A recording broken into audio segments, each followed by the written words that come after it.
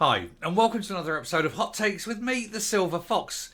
Now, we have an article in Holyrood magazine, not a publication I suspect too many people read. However, it does go to show a magnificent example of sheer and utter green hypocrisy.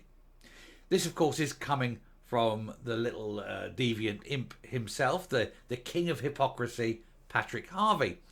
And he's saying that fixations with targets is a problem when it comes to achieving the things he wants to achieve with green policies.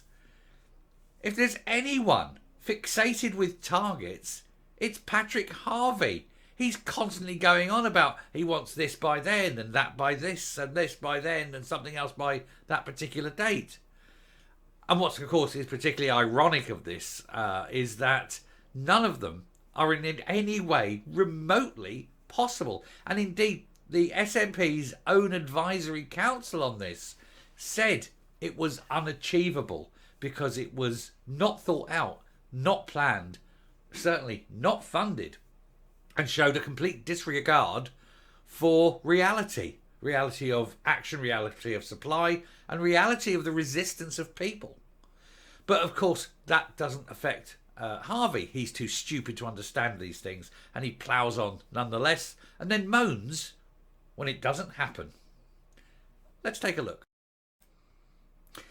So, a fixation with targets is to blame for climate action failure, says Patrick Harvie, a man who has not one iota of a jot of a clue what he's talking about, a massively uneducated man, a man who has no expert knowledge on anything relating to this, and yet feels that he is qualified to discuss these matters. He doesn't understand about heat pumps, he doesn't understand about heating, he doesn't understand about supply chains, he certainly doesn't understand the sheer damage to the economy all his policies are doing.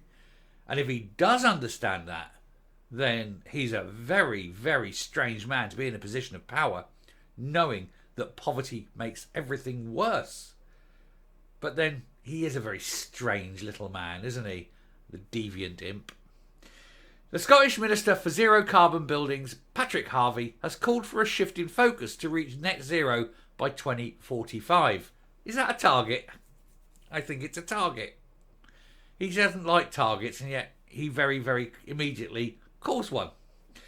Speaking at Holyrood's Heat, Housing and the Future of Net Zero. Net zero is a joke. It's impossible. Even the WEF have come out and said that. They were the ones who pushed it originally. Anyway, the minister said 2045 is absolutely achievable, even though the CCC, the Climate Change Committee, said even then it isn't. 20 years from now, it's still not achievable. For one, it's going to take something like 50 to 70 years to rebuild the national grid to a sufficient level to make sure that every home is all electric and you have sufficient supply for charging cars. Minimum 50 to 70 years. Ain't going to happen, is it? He said it's achievable. After 15 years of having climate legislation, we've had too much time focused on targets being set, as though that makes us world leaders, and not enough time focused on the actions that are necessary. You haven't got the money. You literally haven't got the money. What do you reckon, folks? And I have told you before, it was not my figures. I didn't invent them. They were government's own figures. What is the cost of upgrading the national grid to meet the power requirements for an all-electric Britain? Billion? 10 billion? 100 billion?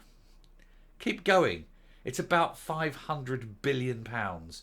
The national grid has taken about 150 years to get where it is today. You think you can change it in 20 years cheaply? Not a chance. Not a chance in hell. Anyway, his declaration follows the announcement by the Climate Change Committee that Scotland will miss a major emission reduction target. The CCC said it did not believe the Scottish Government would manage to reduce emissions by 75% from the 1990 baseline by 2030. So if it can't match a 75 reduction in 40 years, How do you think it's going to achieve the 100% reduction in the next 20? Well, I'm going to tell you now.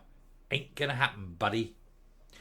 Harvie warned that there'd have to be serious conversations across the political spectrum on how to reset the agenda to make targets meaningful. Well, don't. Just get rid of them. There's no point of having targets. It's not achievable. And also, when you look at all the renewable energy that they, or what they call renewable energy sources, they're all massively damaging. These bird choppers take more energy to make than they ever produce in their lifetimes.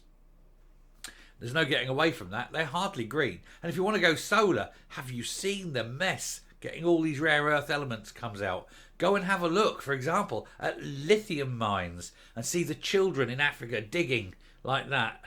Child slave labour in the lithium mines. And then the dirt and the muck and the waste. It's terrible for the planet. But hey, virtuous little deviant imps feel good about themselves, tossing one off, going, "Oh, look at me." Of course, he doesn't have a heat pump because I live in a flat. Yeah, a lot of people live in flats and heat pumps are no good. Also, if you live in a flat, how are you charging your car, dick? Anyway, Harvie said, he added that he sadly expects some people will be absolutely opposed to the climate action needed. That's because the people who are opposed to it in Scotland or in England or in Europe mainly understand that it's a load of old codswallop. Because if you're going to truly achieve anything even remotely close, you've got to shut China down, not shut down the West. The West are clean. If you look at it, the West are already clean. Over 50% of the world's carbon output is China. The next biggest at 30%, or just shy of 30%, India. Those two alone, 3/4 of the world's carbon output. How much do you think swapping houses in Scotland is going to make a difference? Not even noticeable. He says Scotland is generating abundant, cheap, clean, green, renewable electricity, but we're not passing the benefit of that on to bill players. Well, that's because it isn't generating it. Foreign countries might be generating it and selling it to Scotland. That's not the same thing, but you can blame the idiots in the SNP for that one, rather than setting up their own company and generating Scotland's energy for Scotland. They decided to flog a bit of land off cheaply so that these guys can build these bird choppers and get the money back and have it all capital all repaid in about 5 years. Then everything after that is pure profit that's going abroad. Geniuses. They tell you what, the economic geniuses that are the SNP. Good lads. He said it's a matter of injustice that Scotland is so successful at decarbonising our electricity supply.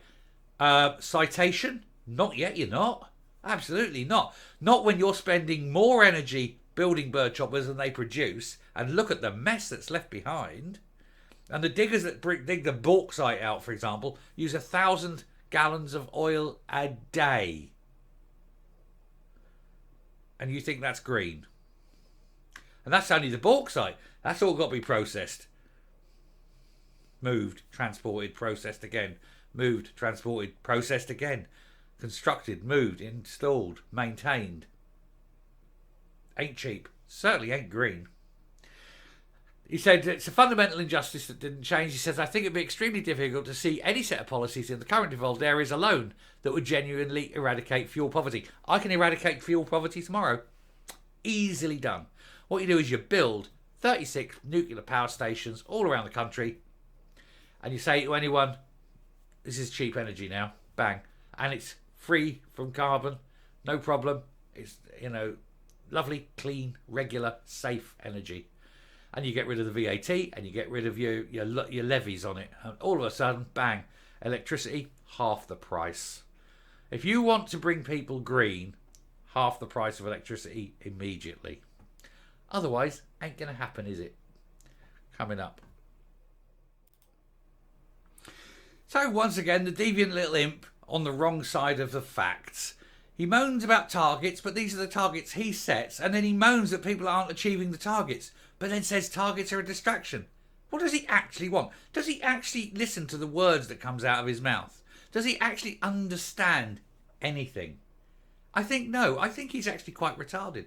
I think he is literally too stupid for words. I don't think his brain functions on a normal human level. And if that's the case, he needs to be in a home, removed from society, cared for, little cell, padded, little coat does up at the back. He can sit there stimming all day. But that's about as far as he's got, because he's quite incapable of being a politician, isn't he? Anyway, I shall stop there. Thank you very much for watching. Do please hit the subscribe button, ring the bell, leave a like, leave a comment, please share the video, and I will speak to you later. Bye.